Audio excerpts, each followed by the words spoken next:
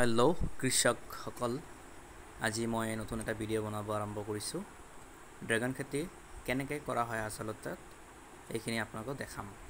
প্ৰথমতে আমি খেতি ধুনীয়াকৈ চহাই লৈ তাৰপিছত ফুটাবোৰ কাঢ়ি লৈ গোবৰ দি বেছিকৈ গোবৰ মাটি দি মানে ঢাকি ৰাখি তাৰ ওপৰত আমি ধুনীয়াকৈ ৰছী লগাই সৰুকৈ দ খান্দি তাতে আমি পুলিবোৰ পেলিয়াই দি তাৰপিছত পুলিৰ মাটি চেপি দি দিওঁ। সেইখিনি লাহে লাহে হৈ থাকে।